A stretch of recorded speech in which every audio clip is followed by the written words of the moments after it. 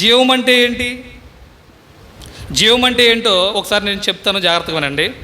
క్రైస్తవులు ఆనందంగా అనుభూతి చెందుచున్న ఆత్మ సంబంధమైన తాకరాని ప్రయోజనాలను జీవం సూచిస్తుంది. అర్థమైన వారు ధన్యులు. మరలా, క్రైస్తవులు ఆనందంగా అనుభూతి చెందుతున్న ఆత్మ సంబంధమైన తాకరాని ప్రయోజనాలను జీవం సూచిస్తుంది. జీవం అనేది కనిపించదు, అది పట్టుకోవడానికి అవకాశం ఉండదు, కానీ అది అనుభూతి చెందేది. ఆ అనుభూతి ఎలా ఉంటుంది? బాగానే ఉంది. జీవం అంటే క్రైస్తవులు ఆనందంగా అనుభూతి చెందే ఒక పట్టుకోలేని ప్రయోజనాలు. బాగానే ఉంది. అవి ఎలా ఉంటాయంటే అంటున్నాడు. అవేంటంటే పాపక్షమాపణ, అవేంటంటే నిత్య జీవన గూర్చిన నిరీక్షణ.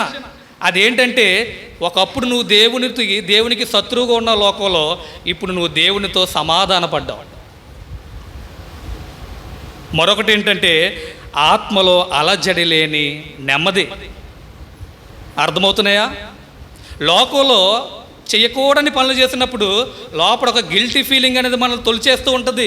అయ్యో, ఆ రోజు నేను ఎందుకు అలా బ్రతికాను, దాన్ని పోగొట్టలేవు, నీ వల్ల కాదు అది. మనుషుల వల్ల ఆ గిల్టీ ఫీలింగ్ని పోగొట్టడం సాధ్యపడే విషయం కాదు. అది తీయగలిగిన వాడు ప్రభువైన యేసుక్రీస్తు మాత్రమే. అందుకని అన్నాడు, ఏమన్నాడంటే, సమస్త భారం మోస్తున్న సమస్త జనులారా నా యొద్దకు రండి, నేను మీకు విశ్రాంతినిస్తాను అని అన్నాడు ఆయన.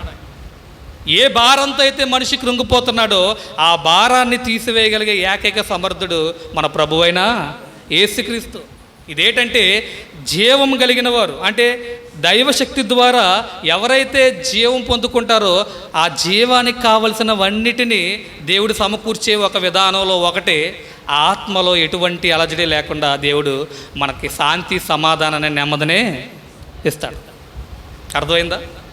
ఒకటి అంటున్నాడు పాపక్షమాపణ, 2 అంటున్నాడు నిత్య జీవం గూర్చిన నిరీక్షణ, 3 అంటున్నాడు దేవునితో సంబంధం. ఒకప్పుడు దేవునికి దూరంగా ఉన్నావు, నువ్వు ప్రార్థన చేయాలన్న ఆలోచన నీ దగ్గర లేదు, కానీ ఇప్పుడు నువ్వు దేవునికి ప్రార్థన చేస్తావు, నీ బాధ అంతా ఒలగబోస్తావు ఆయన దగ్గర. ఈ విధానం నీకు ఎలా వచ్చిందంటే దైవశక్తి ద్వారా వచ్చింది. అది జీవంలో ఉండే ఒక భాగం. దేవునితో నీకు ఒక సమాధానాన్ని ఏర్పాటు చేసింది ఆయన దైవశక్తి. అంతేకాదు నీకు పాపక్షమాపణ ఇచ్చింది. నువ్వు పాపిగా ఉన్నప్పుడు నీ పాపాన్ని దూరం చేసి నిన్ను పవిత్రుడిగా నిలబెట్టింది. నీకు అసలు నా జీవిత గమ్యం ఏంటో నాకు తెలియదు అన్నప్పుడు, ఇదిగో నీ కొరకు పరలోకం ఎదురు చూస్తుంది, దాని కొరకు నువ్వు సిద్ధపడాలి అనే ఒక నిరీక్షణ, ఒక ఆశాభావం, దానికోసం ఎదురు చూసే ఒక విధానాన్ని నీకు ఈ దైవశక్తి ద్వారా పరిణమించబడింది. అర్థమైందా?